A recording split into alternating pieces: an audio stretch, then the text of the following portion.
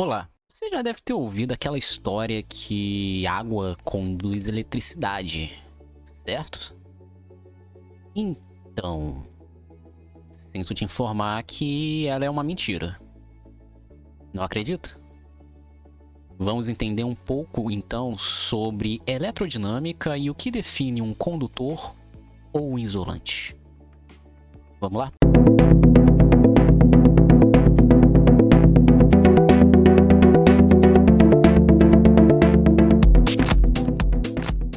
Antes de começar, já quero pedir para que você deixe seu like nesse vídeo e se inscreva para receber conteúdos eletrizantes aqui do canal. Valeu? Falou! Pois bem, a eletrodinâmica é um ramo do eletromagnetismo que estuda as partículas carregadas em movimento. Sendo assim, a base da eletrodinâmica é a chamada corrente elétrica. Uma corrente elétrica nada mais é do que as cargas elétricas em movimento. Aí vem aquela pergunta: mas pode ser qualquer carga elétrica? Em tese, sim. Mas na prática não é o que acontece. Isso porque, em um átomo, a partícula que possui uma liberdade maior de se movimentar é o elétron. Isso se deve, entre outras coisas, outras razões, ao tipo de interação que ele realiza com o núcleo, que é a interação eletromagnética, e também ao seu tamanho, que é muito menor do que o núcleo atômico. Portanto, quando dizemos corrente elétrica em um condutor, nos referimos a elétrons em movimento em um meio propício para isso. Agora vem a questão: como que esses elétrons se movimentam? Acontece que, uma vez que consideramos um átomo tendo a mesma quantidade de cargas positivas e negativas, dizemos que ele é neutro.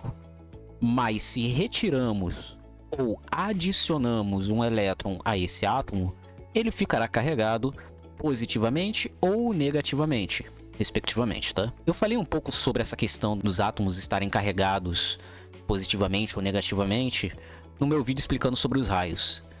Vou deixar o card destacado aqui. Vai lá dar uma olhada depois.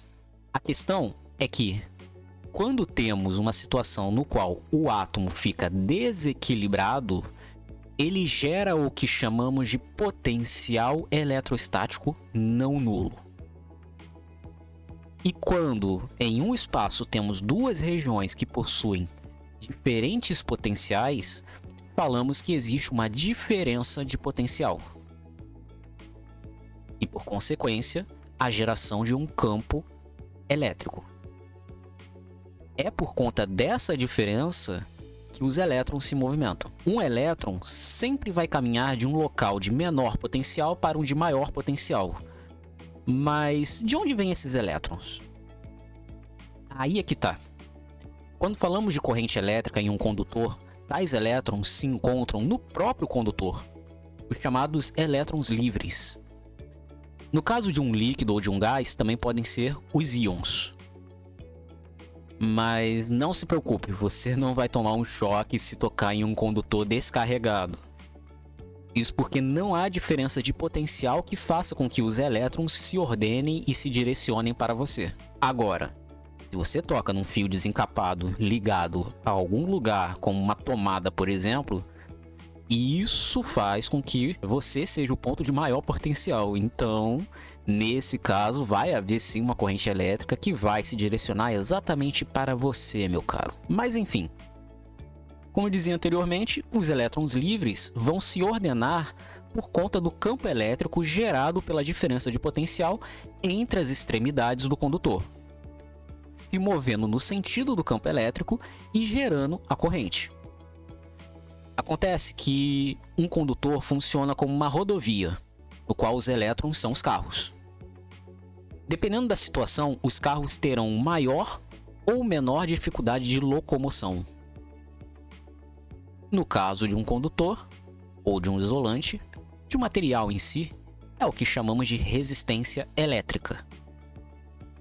Existe até mesmo um termo que usamos para classificar a capacidade de resistência para uma corrente elétrica de um material. É a chamada resistividade, denominada pela letra grega Rho, que quanto menor ela for, melhor condutor o material será. Os estudantes do ensino médio já devem ter visto isso de alguma forma através da primeira lei de Ohm, que determina a resistência de um ponto do circuito a partir da corrente elétrica que nele passa e a diferença de potencial entre as suas extremidades. Ou então a segunda lei de Ohm, que permite determinar a resistência de um material a partir apenas da sua geometria e da sua resistividade. Na prática, um condutor perfeito seria aquele que não possui qualquer tipo de resistência e os elétrons possam passar por ele despreocupadamente, como numa pista livre de carros na estrada. Então, quando falamos de condutores, temos sempre que ter em mente que vai haver uma resistência no material, apesar dela ser muito baixa, e que ela vai deixar a corrente passar. E isso é até simples de se analisar, pois todo condutor elétrico também é um bom condutor térmico. Ou seja, passando uma corrente elétrica nele, ele eventualmente vai aquecer. Inclusive, é assim que os chuveiros elétricos funcionam. É o famoso efeito Joule, ou Joule. Não sei como é que você pode ter aprendido ou ter ouvido falar. Mas eu disse tudo isso e parece que a água ficou de fora, né? Na verdade, não. Acontece que para um material ser condutor, tem que haver cargas livres que gerem o fluxo de corrente. Mas na água pura não existe tais cargas. A água pura possui apenas as moléculas de H2O, sem qualquer impureza, e portanto não geram qualquer possibilidade de fluxo de cargas naturalmente. Para que a água passe a ser condutora, deveria ser aplicada uma diferença de potencial violenta nela que quebraria a resistência dela e geraria íons livres. E isso serve para qualquer isolante, como por exemplo o ar na CNTP.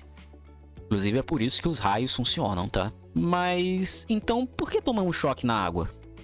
Ou então por que é perigoso ficar na piscina em um dia de chuva? Isso acontece porque a água que bebemos e usamos para tomar banho ou fazer as nossas necessidades não é pura e possui sais minerais dissolvidos nela, o que quer dizer que possui íons livres para gerar a corrente elétrica.